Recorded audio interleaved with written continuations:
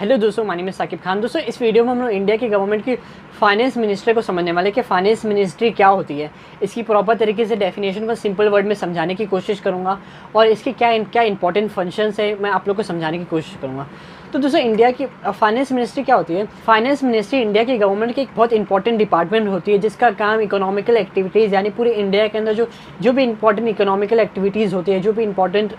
India की जो government earning होती है, रेवेन्यू सोर्स होता है, इंडिया की एक्सपेंडिचर्स होता है, उनको एनालाइज करना होता है और उनके जो है रिकॉर्ड तैयार करना होता है। इंडिया की गवर्नमेंट के पास दोस्तों अलग अलग फील्ड के अंदर अलग अलग काम होते हैं और अलग अलग काम के अंदर जो है अलग अलग मिनिस्टर्स अपॉइंट किए जाते हैं गवर्नमेंट के अंदर। जैसे एजुकेशन की बात किया जाए तो एजुकेशन के अंदर जो भी पॉलिसीज़ बनानी होती है, जो भी एक्टिविटीज़ काम करना होता है, जो भी काम किया जाता है, वो सारी की सारी जो है एजुकेशन मिनिस्टर्स के थ्रू किए जाते हैं। इसी तरह हेल्थ के अंदर कोई भी पॉलिसीज़ बनानी होती है, कोई भी लॉ बनता है तो वो हेल्थ मिनिस्टर के थ्रू बनाया जाता है। इसी तरह इंडिया के अंदर जो है इकोनॉमिकल एक्टिविटीज़ के अंदर, फाइनेंशियल एक्टिविटीज़ के अंदर जो भी लॉज बनाना होता है, जो भी कानून बनाना होता है, जो भी पॉलिसीज़ बनानी होती है, वो फाइनेंस मिनिस्ट्री के अंदर बनाई जाती है, यानी फाइनेंस मिनिस्ट्री के अंदर बनाई जाती है। फाइनेंस मिनिस्ट्री एक इंपॉर्टेंट डिपार्टमेंट है इंडिया के अंदर जो इकोनॉमिकल एक्टिविटीज़, फाइनेंशियल एक्टिविटीज़ के अंदर लॉज बनाता है, उनको एनालाइज करता है प्रॉपर तरीके से, और जो भी एक्टिविटीज़ होती है इकोनॉमी के लिहाज से उनको जो है प्रॉपर तरीके से एनालाइज करता है और इंडिया की गवर्नमेंट के बेनिफिशियल के लिए लॉज बनाता है, पॉलिसीज़ बनाता है। अब दोस्तों, इस डिपार्टमेंट के कुछ इंपॉर्टेंट फंक्शन को देख लेते हैं कि गवर्नमेंट को जो है इस डिपार्टमेंट से किस तरह जो है फ़ायदा होता है, किस तरह जो है ये डिपार्टमेंट इंडिया के अंदर किस तरह इंपॉर्टेंट रोल प्ले करता है, वो सारी चीज़ें देख लेते हैं। तो दोस्तों, सबसे पहले फाइनेंस मिनिस्ट्री जो है सबसे इंपॉर्टेंट जो काम करती है वो है इंडिया का बजट बनाता है। एनुअल बजट जो है फाइनेंस मिनिस्टर के थ्रू बनाया जाता है। एनुअल बजट का मतलब होता है कि इंडिया के अंदर जो है सालाना जो बजट होता है, यानी इंडिया के अंदर जो है किस तरह से जो है इंडिया की गवर्नमेंट किस तरह अर्न कर सकती है और जो अर्निंग होती है वो किस तरह से होगी, और इंडिया के अंदर जो मनी होता है, गवर्नमेंट के पास जो मनी होता है वो किस तरह से यूटिलाइज होगा, वो सारी की सारी चीज़ें जो है उस बजट में रहता है। तो इस तरह जो इंडिया के अंदर जो है एनुअल बजट बनकर तैयार होता है जिसके अंदर पूरे इंडिया की गवर्नमेंट की रेवेन्यू को जो है रिकॉर्ड किया जाता है, उसको एनालाइज किया जाता है, उसको किस तरह से यूटिलाइज़ करना है, सारी की सारी चीज़ें उस बजट के अंदर रहती हैं। अब दोस्तों, इस डिपार्टमेंट के दूसरे इंपॉर्टेंट काम की बात किया जाए तो ये डिपार्टमेंट जो है फिजिकल पॉलिसीज़ बनाती है। फिजिकल पॉलिसीज़ का मतलब होता है इंडिया की गवर्नमेंट जो है इंडिया के अंदर जो भी इकोनॉमिकल प्रॉब्लम जैसे अनएम्प्लॉयमेंट हो गया, पॉवर्टी हो गया, इन्फ्लेशन हो गया, ये सारी की सारी जो प्रॉब्लम होती है या फिर कई सारी जो भी इंपॉर्टेंट इकोनॉमिकल प्रॉब्लम होती है उसे सॉल्व करना होता है, तो वो गवर्नमेंट जो है फाइनेंस मिनिस्ट्री के थ्रू जो है उस प्रॉब्लम को सॉल्व करती है। यानी उसके लिए जो है उस प्रॉब्लम के लिए जो है पॉलिसीज़ बनाई जाती है, लॉज बनाए जाते हैं।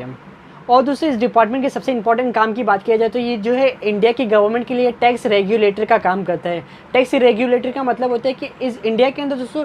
हर किसी को जो है टैक्स प्रोवाइड करना पड़ता है गवर्नमेंट को, लेकिन दोस्तों इंडिया की गवर्नमेंट के अंदर हर प्रोडक्ट के ऊपर जो है अलग अलग अमाउंट में टैक्स प्रोवाइड करना पड़ता है। जैसे अल्कोहलिक प्रोडक्ट हो